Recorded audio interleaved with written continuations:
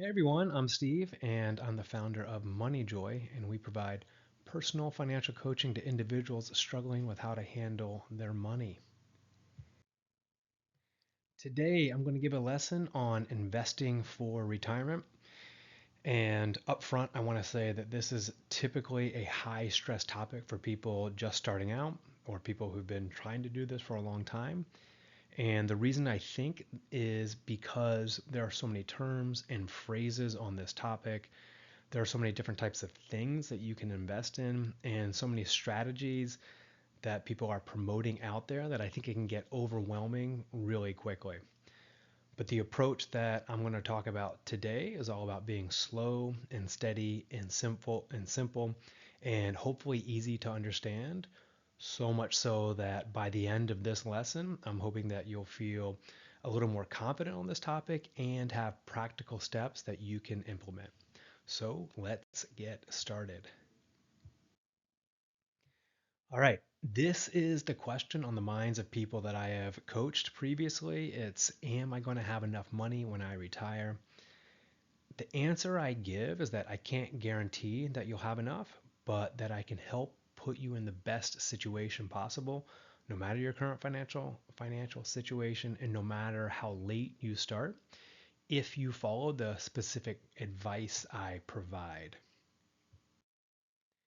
And the advice I provide, what I believe is the best, most effective way to save for your retirement is through a job based retirement account. Now, job based retirement account, it's a bit of a funny phrase. So, what I mean by that is an investment account that you're only eligible for through your specific employer, your specific job, or because you have earned income. And here are the most common of those types of investment accounts. First, we have 401k, traditional IRA, Roth IRA, and a Roth 401k. And don't worry, I'll go through the specifics of each one of these shortly.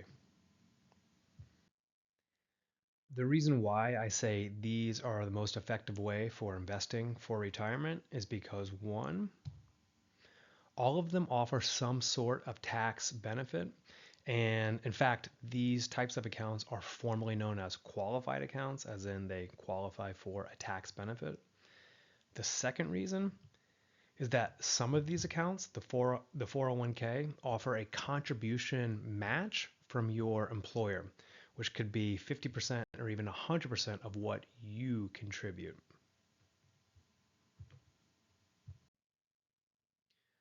Okay, let's take a look at each one of these accounts. The first one is a 401k. And for this one, it's employer sponsored. You get this one through your job. You can't just go out there and open one on your own. Your employer offers it to you and they set the rules of the plan as well. A second thing about this is that money is automatically taken out of each paycheck and put into your 401k account for you. It's the old set it and forget it mechanism, which is a good thing for investing.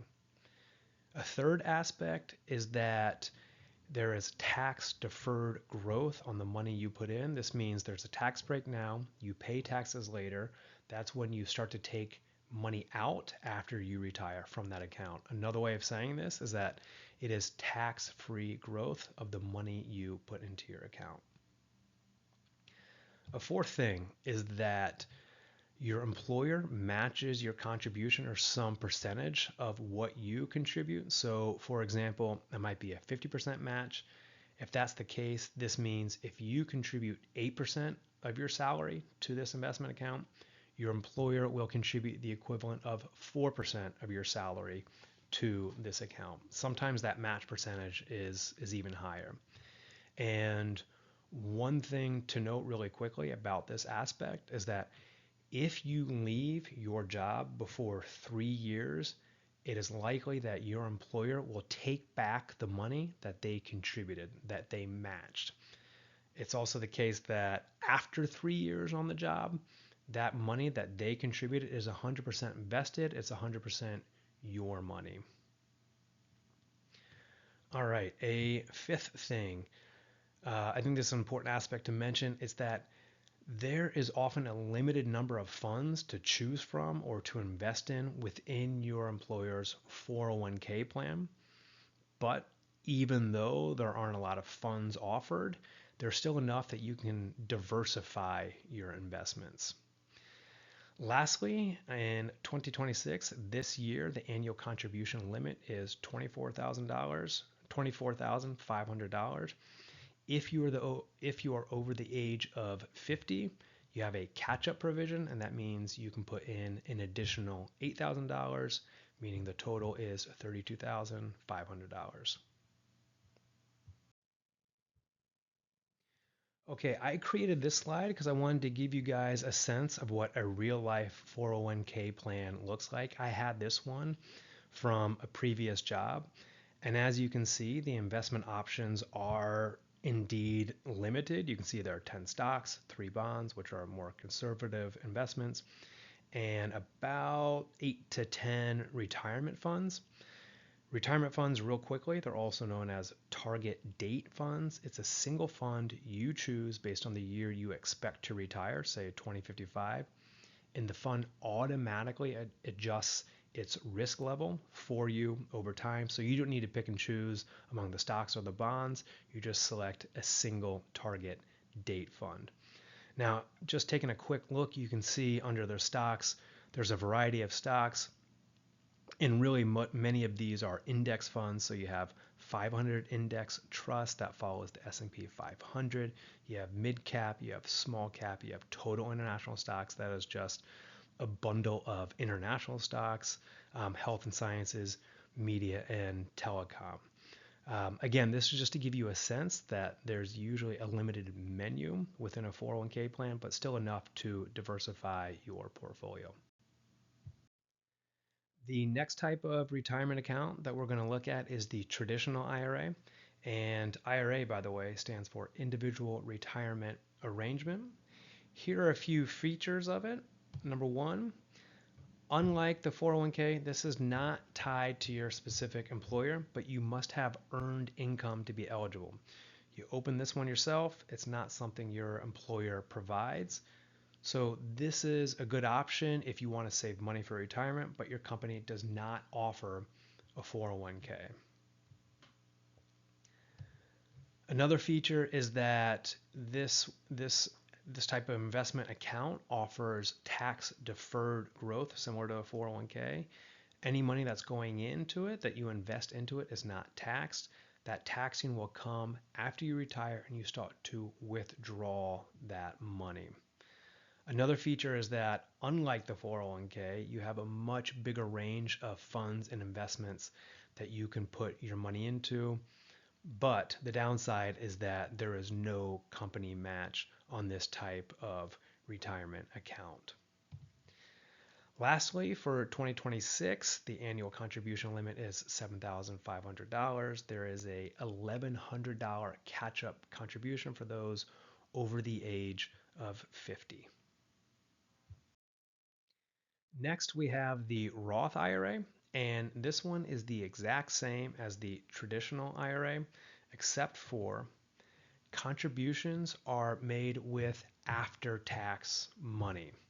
Now, what this means is that the investments grow tax-free. So when you retire and start to withdraw money, you won't pay any taxes, unlike your 401k, unlike your traditional IRA.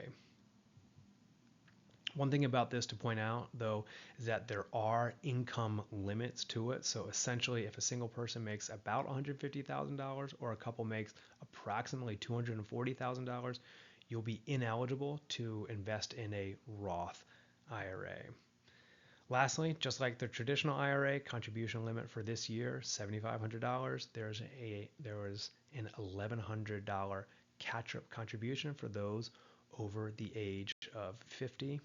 And one more thing that I don't have on here is that there is no company match offered.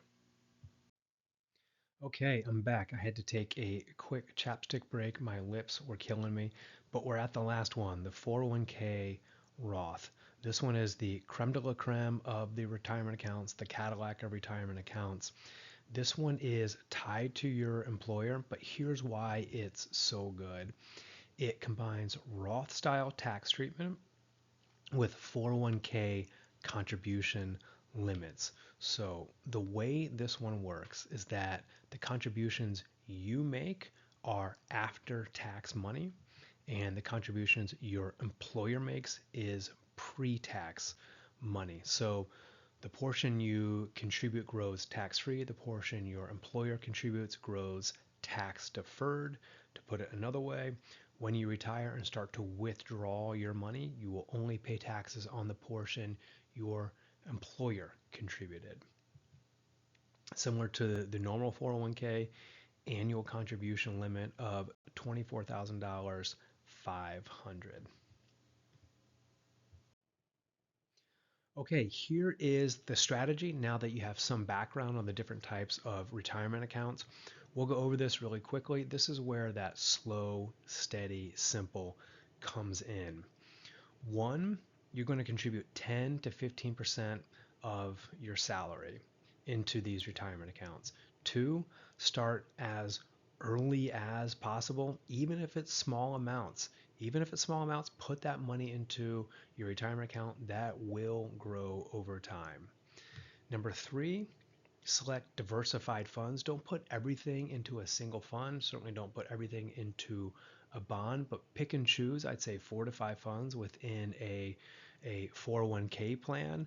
If you have limited options, if you have an IRA, I think it'll be easier to choose a diversified set of funds. The next thing, make it automatic with your 401k. It is automatic. That money is automatically withdrawn from your paycheck by your employer, so you don't have to worry about that with a 401k. But with an IRA, set it up so that you don't have to think about it and that you won't forget about it.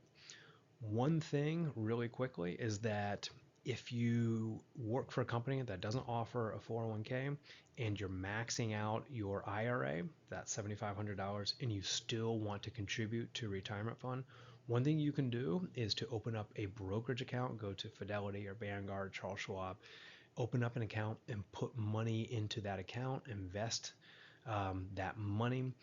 It won't have any tax benefits, but it still serves as a great savings for retirement vehicle.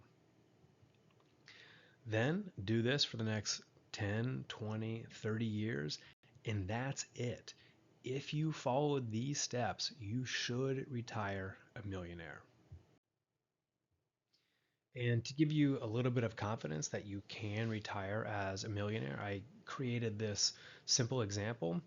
It's somebody who's single, 35, has nothing saved in retirement. So let's say that at age 35, they start investing $6,000 a year. That right now is even below the IRA contribution limit.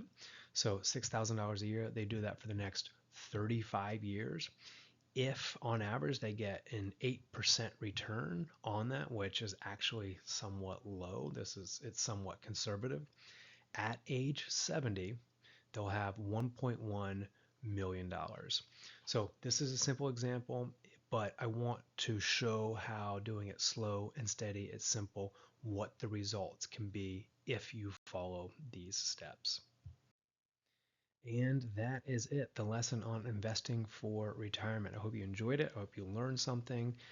If you have comments, questions, want to know more, if you need help with anything, please reach out. My website is listed there. My email address is listed there. Of course, feel free to leave any comment in the section below. Again, would love to hear from you. Let me know how I can help you. So seriously, thank you for watching, and please subscribe to this channel. Thanks.